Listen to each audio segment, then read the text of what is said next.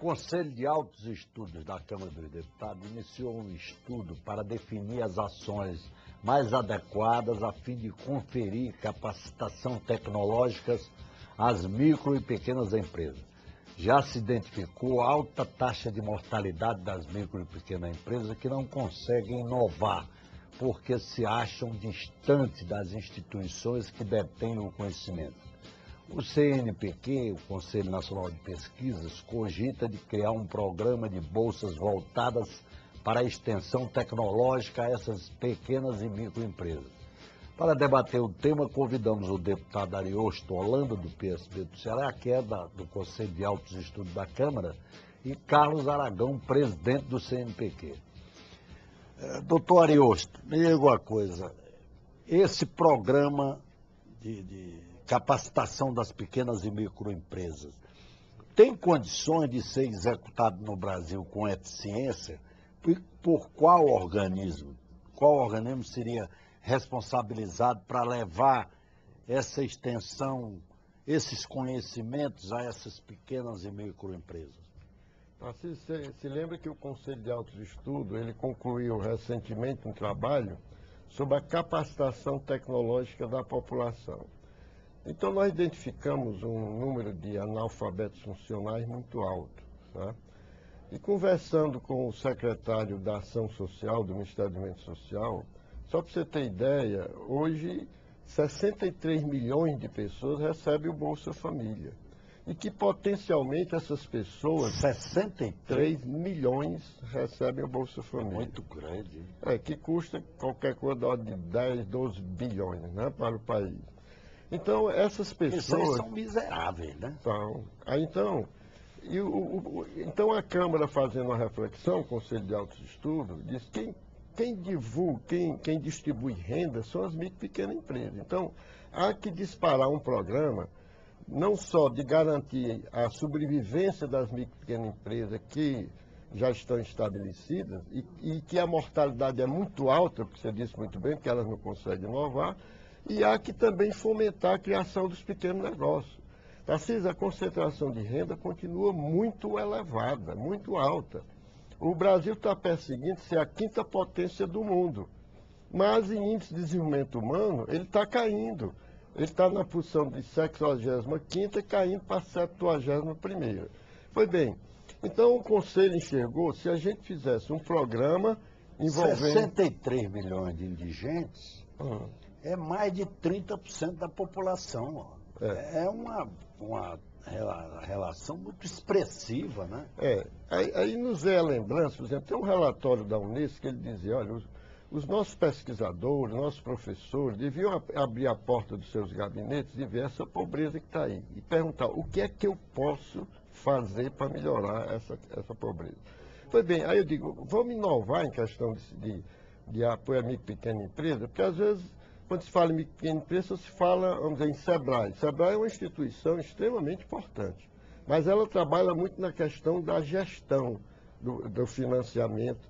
Há que perseguir a questão da qualificação e da tecnologia. Porque a micro e pequena empresa, Tarcísio, ela tem que se sustentar em 4 pés: assistência gerencial, assistência financeira e assistência mercadológica. E a 4ª perna é assistência tecnológica. Então, como elas estão distantes das instituições que têm o conhecimento, a tendência delas é morrer. A mortalidade é muito alta, dados do IPEA que eu peguei. Então, conversando com o nosso presidente do CNPq, o Aragão, né, o Carlos Aragão, e ele é uma pessoa muito sensível a essa questão social, eu disse, por que o CNPq não poderia partir para um grande programa de extensão? Porque é a extensão que leva o conhecimento lá na ponta.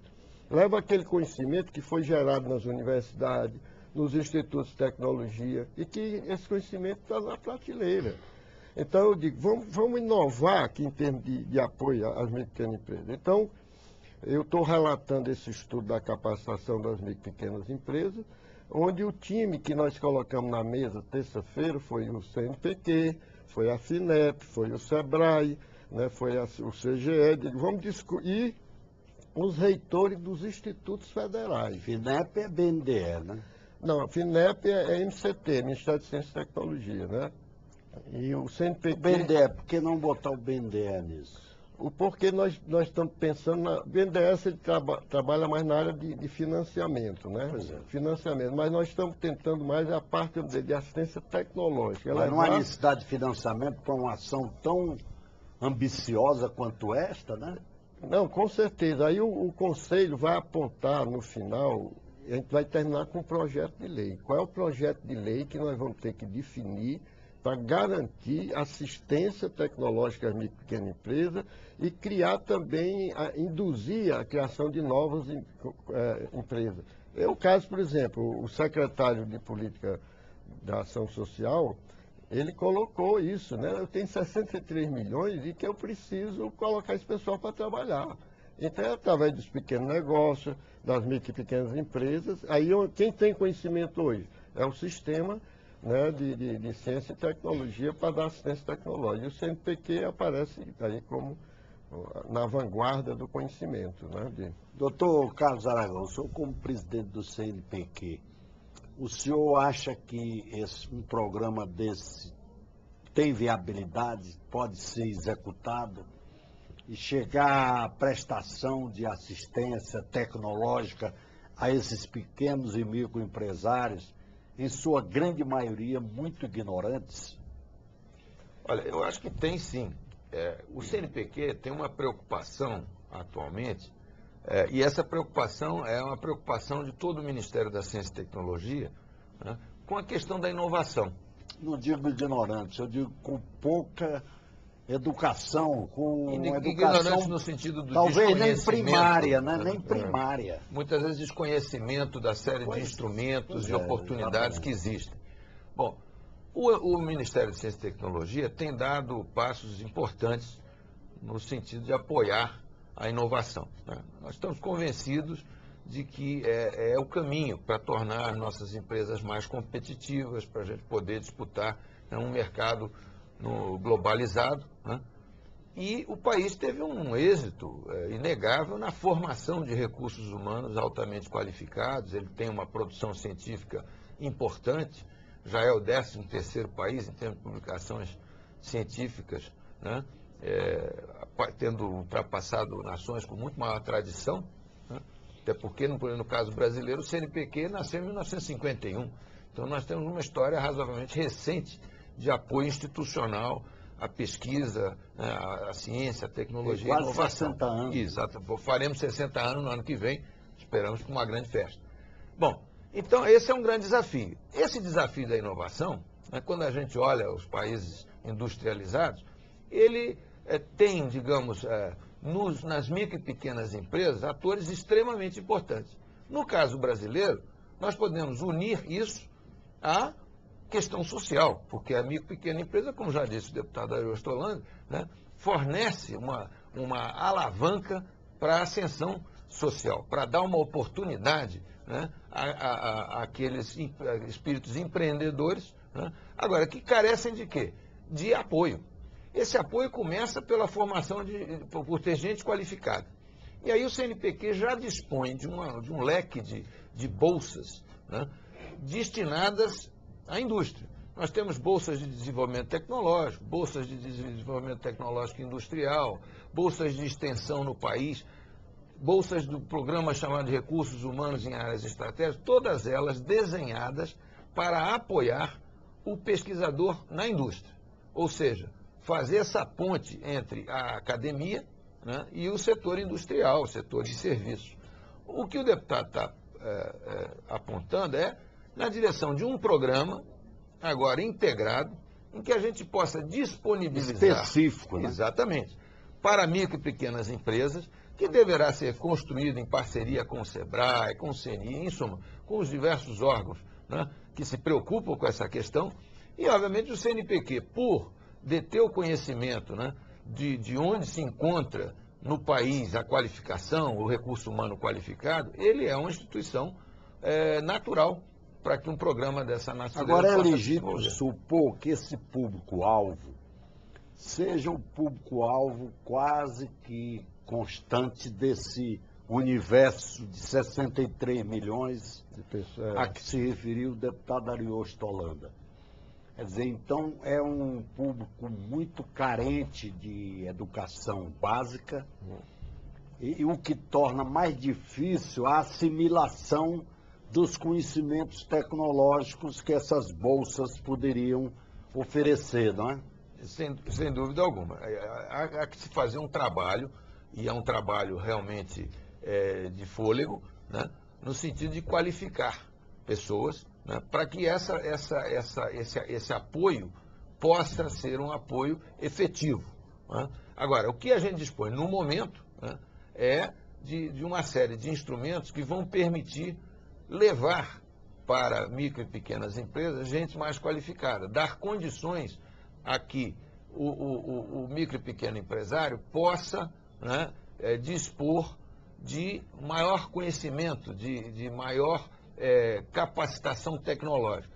Isso tem que vir acoplado a um programa, aí no caso de extensão tecnológica, muito mais no sentido de prover informação, né, articulado com essa possível migração de pessoas qualificadas para o setor industrial.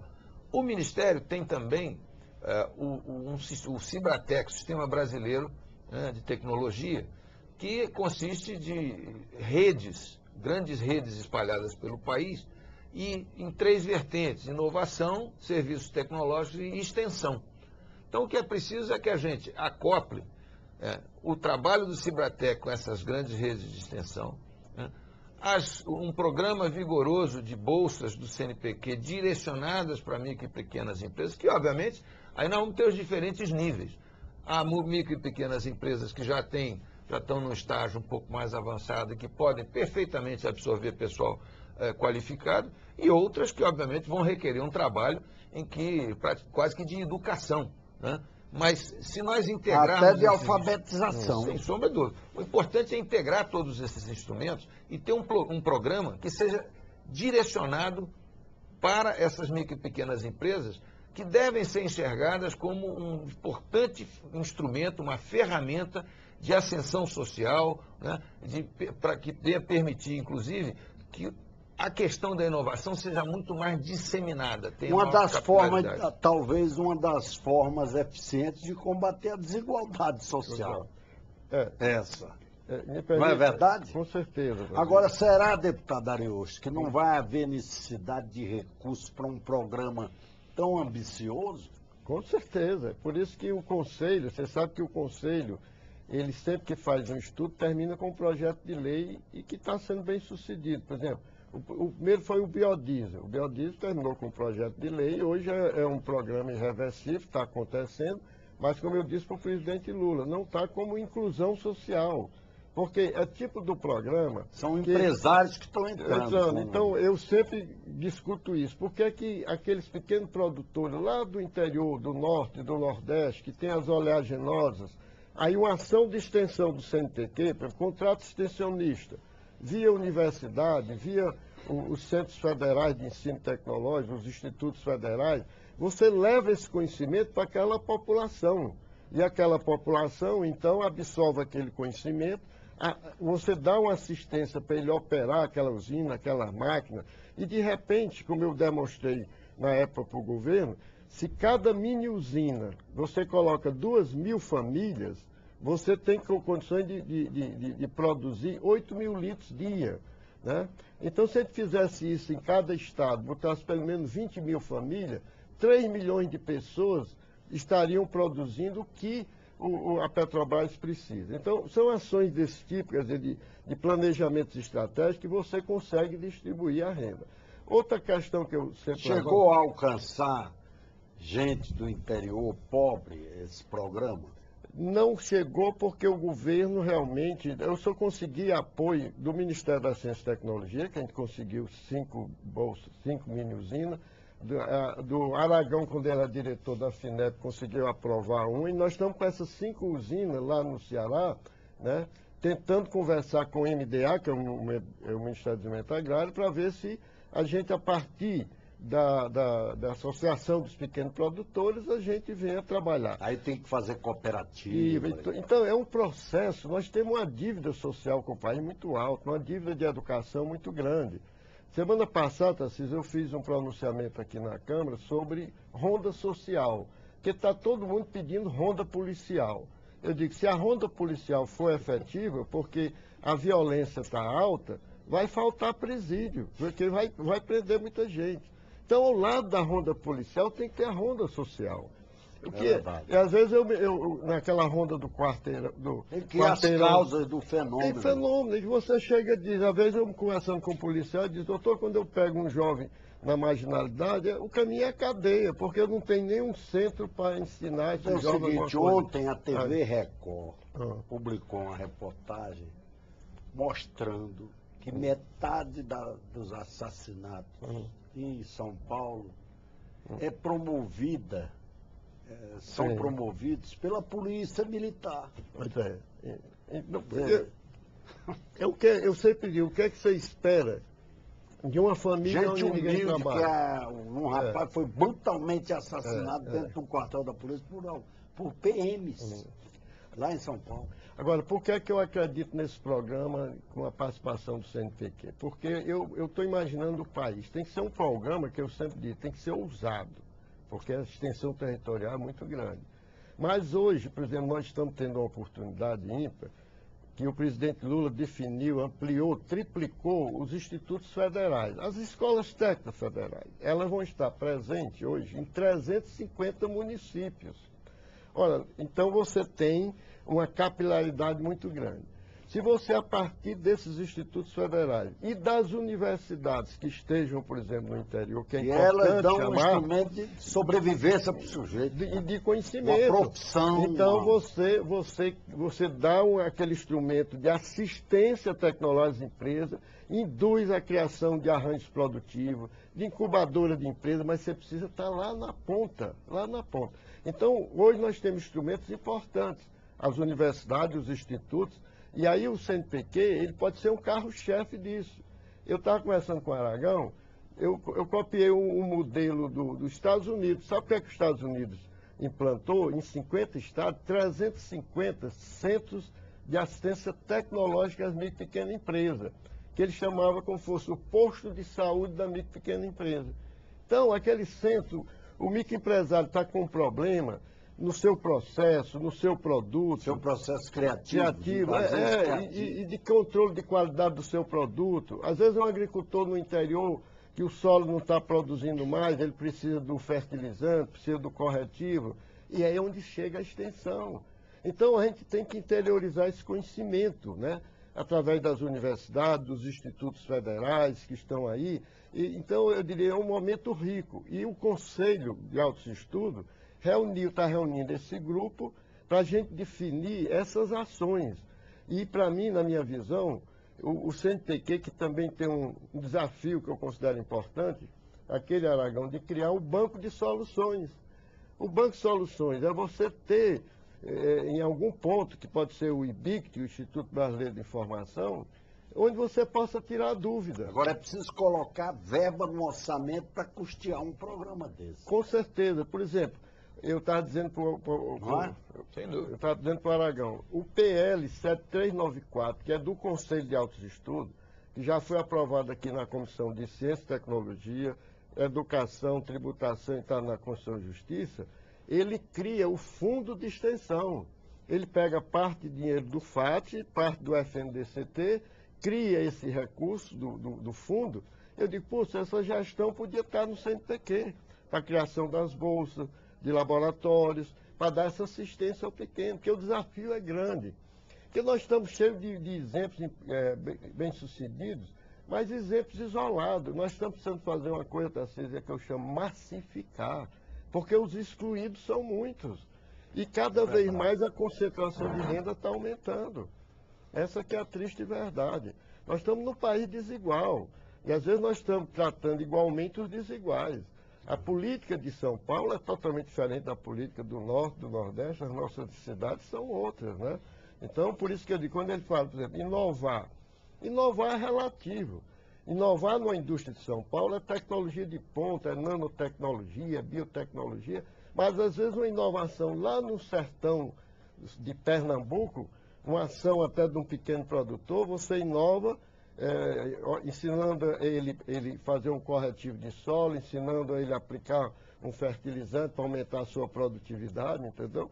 Então, o que nós temos que encurtar a distância do conhecimento. Como, por exemplo, melhorar a tecnologia para as rendeiras, que é uma atividade econômica no Ceará, por exemplo. Ceará só não, em Alagoas, em Pernambuco e todo o norte. Eu já acho que aí a gente tem que criar o link de exportar, abrir um mercado para exportação, porque ela já trabalha e de repente chega, né, algum conhecimento que procura melhorar a produtividade, né, ou então melhorar a sua base. Agora, como fazer, como executar um programa desse, que tem certa complexidade, como o senhor mesmo referiu, mencionou aí, ao falar na necessidade de agrupar até profissionais que cuidam de alfabetização desses segmentos populacionais mais modestos. Quer dizer, como chegar com essa mensagem de extensão, com esses cursos de extensão, com esses conhecimentos tecnológicos a um segmento da população muito primitivo. Essa que é a realidade. São os camelódromos onde eles estão. Não é verdade? Agora, os pequenos empresários são isso. É preciso que a gente tenha em mente que o CNPq é uma instituição que detém um enorme banco de dados. O CNPq tem uma quantidade de informações absolutamente preciosas. Eu dou um exemplo. Nós temos algo chamado plataforma Lattes. Plataforma Lattes, em homenagem a César Lattes, um eminente físico brasileiro que descobriu uma partícula chamada Meson Pi. É isso? Meson Pi. Pois bem, a plataforma Lattes é um banco de dados que reúne 1.600.000 currículos de pesquisadores brasileiros das mais diversas áreas. Essa plataforma tem uma quantidade de informações muito grande. Então o CNPq tem a capacidade de, por exemplo, dar uma resposta a essa questão que nos trouxe o deputado Ariosto Holanda. Um banco de soluções tecnológicas, por exemplo, é algo perfeitamente viável a partir de uma estrutura que nós já detemos.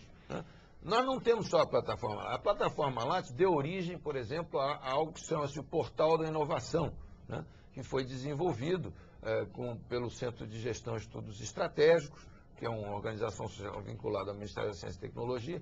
Então, esses instrumentos, quer dizer, nós temos que usar a tecnologia a nosso favor. Claro. Ela tem que ser utilizada justamente nessa tarefa de disseminação do conhecimento, disseminação das soluções tecnológicas. E o deputado tem razão quando diz que o grande desafio do momento é essa questão de extensão mesmo, quando vista de uma forma muito abrangente. Ou seja, nós estamos produzindo conhecimento e produzindo conhecimento no nível internacional, nós estamos fazendo desenvolvimento tecnológico. O grande desafio é fazer isso chegar de forma altamente capilarizada à grande população, certo?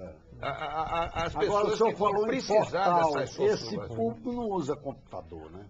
De novo, nós temos várias iniciativas, mas existem várias iniciativas do governo no sentido de promover o quê? A inclusão digital. Então, essas iniciativas elas não podem ser dissociadas, elas têm que ser harmonizadas. O deputado falava, por exemplo, nessa criação desses centros... Integradas, né? Integradas. Esses centros que vão ser praticamente locais em que você terá uma assistência tecnológica, você vai dar ao pequeno e microempresário condições de encaminhar a sua pergunta, encaminhar a sua questão, a justamente onde há competência para essa resposta. Ora, esses centros, obviamente, têm que fornecer também essa possibilidade de comunicação. Tem que fazer com que o micro e o pequeno empresário possa chegar à informação que é importante para ele, tá certo? De uma maneira ágil. Na outra ponta, nós temos instituições como o Conselho, o CNPq, uma instituição, como eu disse, detém um enorme banco de dados que pode ser perfeitamente adaptado. Nós já temos iniciativas em curso para fazer com que todos os projetos do CNPq passem por um sistema de avaliação, acompanhamento e divulgação, né? Uma divulgação que seja feita com vistas ao grande público, ou seja, tirar o resultado da prateleira, como se costuma dizer, e colocá-lo a serviço da sociedade. Isso precisa ser feito valendo-nos de todos os instrumentos modernos do que a gente já dispõe. Esse é que é o grande desafio, não é um desafio trivial, né? Nós temos que reconhecer, vai requerer uma boa articulação, o CNPq pode contribuir para determinadas micro e pequenas empresas aportando recursos humanos qualificados, o CNPq pode contribuir para empresas que têm um menor grau de desenvolvimento, dando a elas a possibilidade de acessar soluções tecnológicas, muitas vezes não precisam ser soluções sofisticadas, como já mencionou o deputado, mas aquela solução que é o que a gente costuma chamar de inovação incremental, né? Mas que faz uma enorme diferença. É a diferença entre você ser bem ou mal sucedido no mercado. Bom, infelizmente, nosso tempo está esgotado. Eu queria aqui agradecer a presença do deputado Ariosto Holanda, que é integrante do Conselho de Altos Estudos da Câmara dos Deputados, e do doutor Carlos Aragão, presidente do CNPq, o Conselho Nacional de Pesquisa. Muito obrigado pela audiência e até o próximo Brasil em Debate.